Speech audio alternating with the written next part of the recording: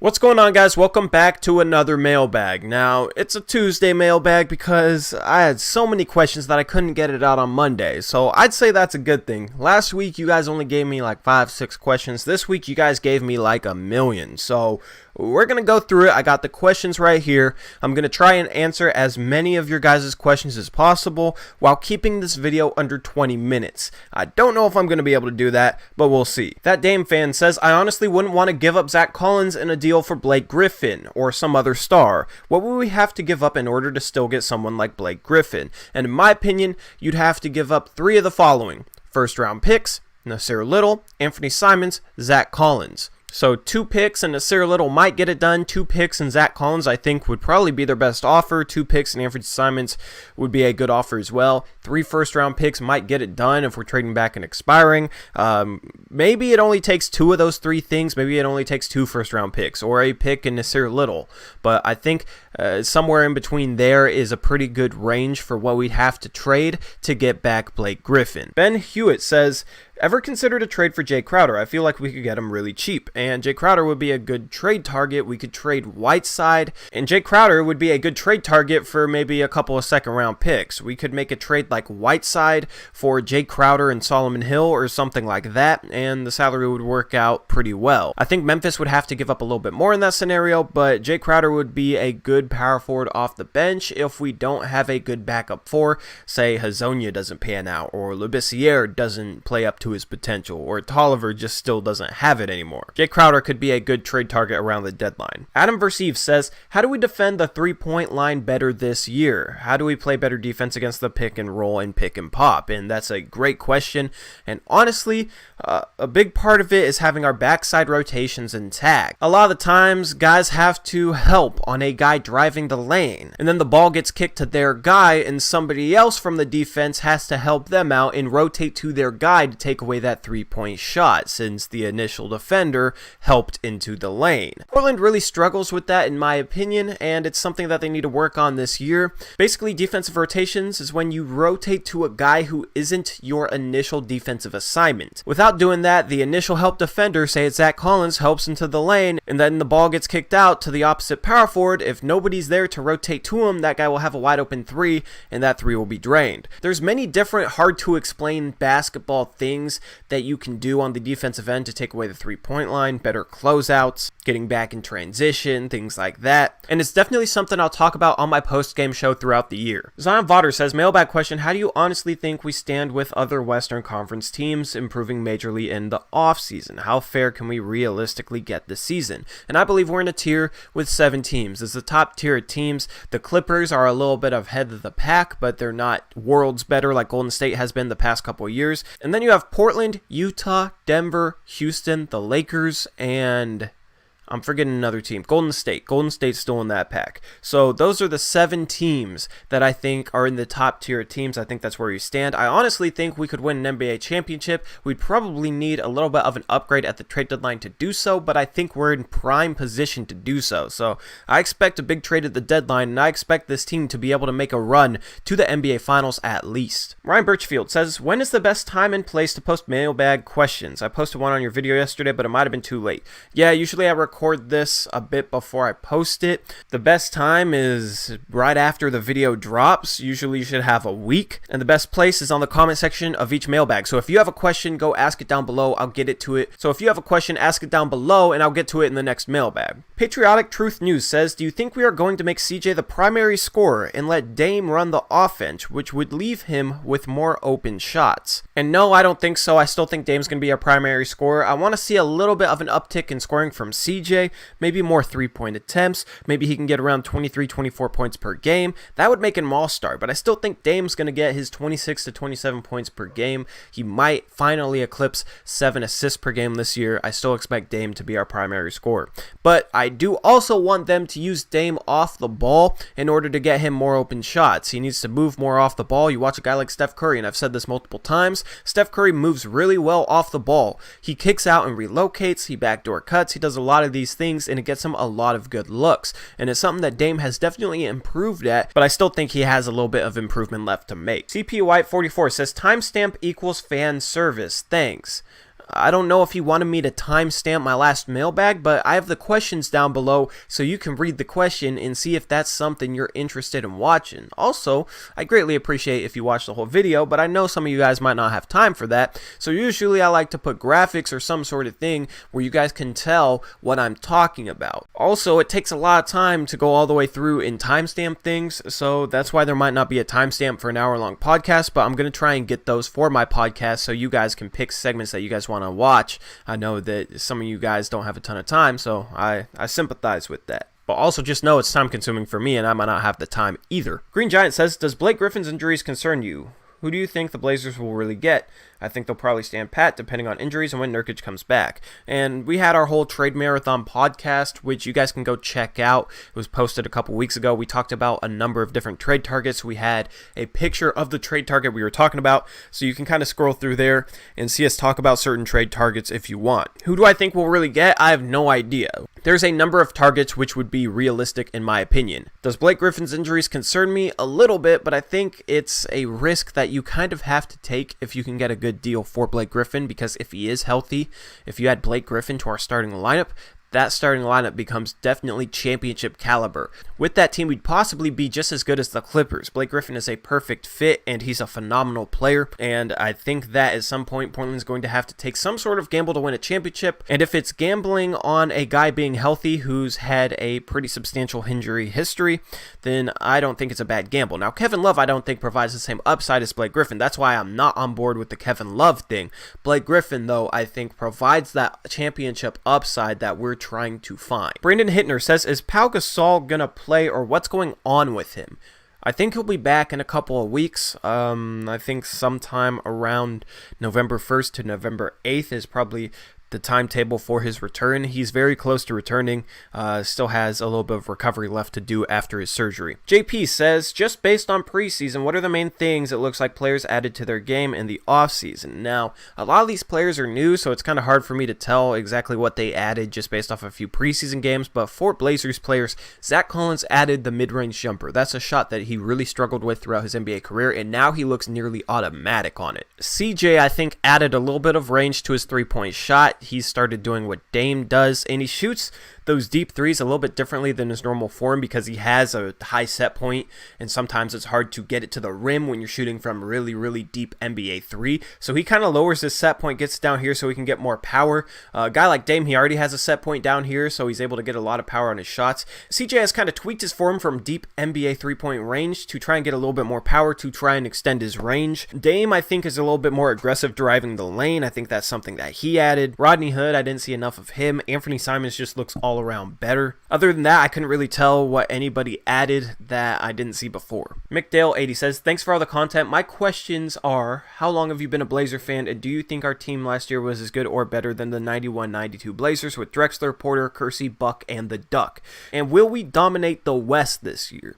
I couldn't see those 91-92 teams because I wasn't on this planet. I was born in 1996, so I'm 23 years old. I've been a Blazers fan since 2006, 2007. Brandon Roy's rookie years when I became a Blazer fan. I was a huge football and NASCAR fan growing up, believe it or not. And then when I was about 9-10 years old, I became a diehard Blazer fan. I watched a little bit of college basketball the year before, and I watched a lot of Washington Huskies at the age of 9, so I was very familiar with Brandon Roy. And then Brandon Roy got drafted to the Blazers, and I already considered myself a Blazer fan, but it gave me even more of a reason to tune into Blazer basketball as a hyper 9-year-old, 10-year-old kid. And then once I started tuning into Blazer basketball, I fell in love with basketball, and all of a sudden I was a diehard Blazer fan, and that's kind of how everything was born. As far as being better than that 91-92 team, I wasn't able to regularly watch them, so I can't fairly say based off the eye test.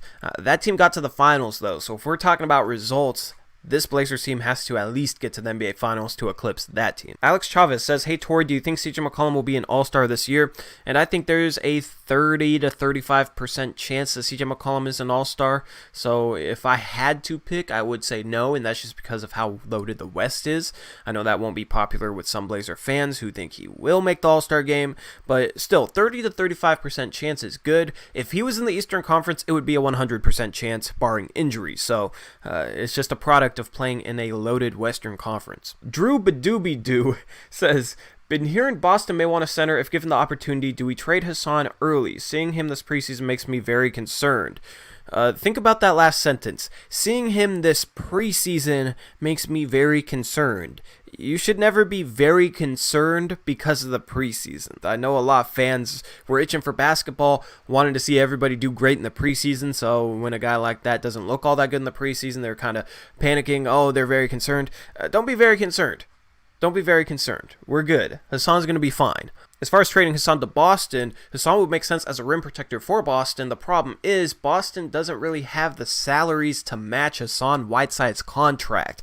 They'd have to include Marcus Smart, and then they'd have to include like 3-4 other players, and I just don't see them wanting to trade Marcus Smart for Hassan Whiteside. I also don't see us having a need for Marcus Smart. Maybe you could make a 3-team trade where Boston gets Whiteside, another team gets Marcus Smart, and some of Boston's salaries, and then that third team trades us a guy like Otto Porter Jr. Maybe it's the Bulls, or maybe it's Detroit and they trade us Blake Griffin. But I don't see Boston doing that because they would have to give up too many role players, and Marcus Smart is basically the heart and soul of that team, so I don't see them trading him, and they need to trade him to match Whiteside, so I don't think that's a realistic destination. Isaiah Talbot says, hey Tori, besides Dame and CJ, which Blazer do you think will be the most productive this season? And my answer is Hassan Whiteside, just because of what he can do on the defensive end, and I think he'll be fine offensively. I think all the concerns this preseason about Whiteside, as I said, I think they're a bit of an overreaction. I think Whiteside will be completely fine. I think he'll be very productive. I think he'll be a good third player to have on the team. Thor Lieutenant says, who in your opinion is the best shooter in any situation on the Blazers? And in any situation, probably CJ.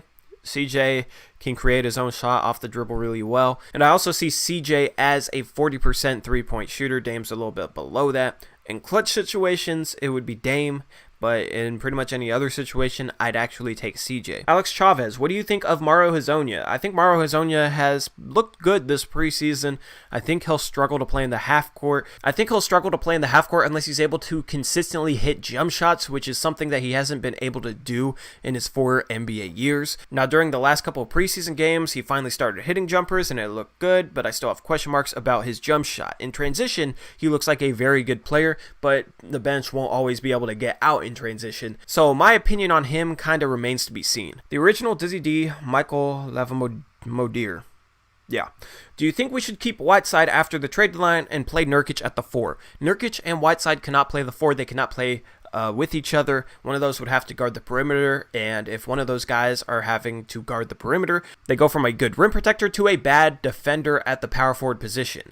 They also can't space, so the lane would be very clogged. CJ and Dame wouldn't have much room. Those guys just can't play together. It's not an option in my opinion, and therefore that's why I think we should end up trading Whiteside at the deadline, because I think Nurkic will be back to full form by the time playoffs roll around. Even if he's not, Collins can slide over and play center, so getting a guy like a Blake Griffin or getting a power forward, maybe Danilo Gallinari, fits better with our team, and I still think we have enough coverage at center to get by, even if Nurkic doesn't come all the way healthy. And then I think that Hassan Whiteside isn't going to be a guy who resigns here long term, so being able to get something for that expiring contract, being able to get something for that asset makes a lot of sense. So I think that's why it makes sense to trade Whiteside. Brieful says Otto Porter isn't going to happen, and he's not going to move the needle much for us. The Chicago Bulls have been notoriously cheap in the past. Otto Porter Jr. has a $27 million player option. They might not want to pay that. They might be looking for an expiring contract, and they're still a young team, so they might value picks. So I don't understand why Otto Porter Jr. isn't going to happen. He's a guy who can play 3 and 4, and he's also been over a 40% three-point shooter for his career on volume. He can handle the ball a little bit, has shown some flashes of playmaking, and he's had some very, very good defensive seasons. He's a big wing to put up against the likes of LeBron James, Kawhi Leonard, Paul George. He'd be a perfect fit for our team, and he'd definitely move the needle. Trevor Stewart says, how is Griffin a star player?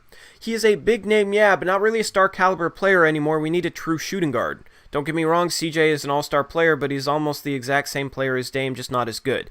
Hold up. How is CJ an all-star player, but the guy who actually is able to make the all-star game, Blake Griffin, isn't an all-star player? How is Blake Griffin not an all-star player when he averages more points per game than CJ, more rebounds per game than CJ, and more assists per game than CJ? Blake Griffin averaged 24 points, 8 rebounds, and 5 assists per game. That is definitely all-star numbers, so I don't see how you can say that Blake Griffin is not a star. And getting a true shooting guard, we need a 6'5 or 6'6 two guard. Our backcourt has been the thing that's won us games despite having a front court that's not all that strong. We made the Western Conference Finals with Dame and CJ putting the team on their backs. So why do we need to trade CJ for a true shooting guard other than just to satisfy traditional basketball fans who are used to having a guy that's 6'5 or 6'6 there? CJ has improved defensively. He's still not great, but he's not horrible. And if our front court defense is good, we have a good enough defense to possibly win an NBA championship, especially because our offense is really, really good. And why is our offense really, really good? It's because of our backcourt. So trading CJ doesn't make any sense to me. So your question was, who could Portland obtain in this trade straight up for CJ? I'm honestly not going to entertain that because Portland isn't going to trade CJ. They just re-signed him. So that's a hypothetical that has no basis in reality, and it's not something that's going to happen. And I hope that all the trade CJ stuff dies down this year, because we've seen that him and Dame, even with a horrible defensive center, which was Enes Kanter, can still make an NBA Western Conference Finals. Embarking Box says, great video, Tori. I was reading one of Jason Quick's articles on The Athletic. He said that a reliable source within the team told him that they have no intention of trading Whiteside or Bazemore this season. They believe those two guys are enough to push us to a contender level. I know keeping them with everyone healthy makes us really deep, but is it enough to win a championship? What do you think? I honestly think we'd fall just short of being a team that can win a championship. I think we need another lethal offensive option. A guy like Blake Griffin, who I've mentioned multiple times, getting a guy who's able to average 24, 8, and 5 at the power forward position, who can shoot threes, isn't a bad defender, and he can make plays off the dribble. That guy as the option out of Damian Lillard getting trapped would be wonderful to have in the playoffs. Without that guy, I think we might struggle a bit in the playoffs like we have in the past, and might not be able to make the Western Conference Finals. Now, I don't doubt that the team said that, but I doubt that they have no intention of trading them. I think that's kind of what you got to say to a guy like Whiteside, guy like Bazemore, to get them to buy in, instead of having them wonder, okay, is everything I'm doing for this team going to matter if I get traded at the trade deadline? Instead of having that question, if the team shows confidence in keeping them past the trade deadline, I think they might buy in a little bit more and play a little bit better. Now, I do expect Bazemore to be with the team after the trade deadline. I don't expect Whiteside to be with the team after the trade deadline, and I think it'd be the smart move to move on from Whiteside. I think Nurkic will come back at the end of January. I think by the trade deadline, Nurkic will look good enough to give the team the go-ahead to trade Whiteside, so I think that's definitely the move. And that wraps up this mailbag. There's definitely some questions that I didn't get to. If I didn't answer your question, I'm going to try and comment a reply to it on that comment section of last week's mailbag, because I feel bad not being able to answer everybody's questions. But this recording is about 27 minutes. We'll see what it is after I edit it down. But I do want to keep these under 20 minutes because I know a lot of people won't click on the video or won't really want to watch if this video is over 20 minutes, because that's a really long video. So I apologize if I didn't get to your questions. I will try and comment a reply to them. And with that, I'm out of here. This has been Tori. Peace out. Go Blazers.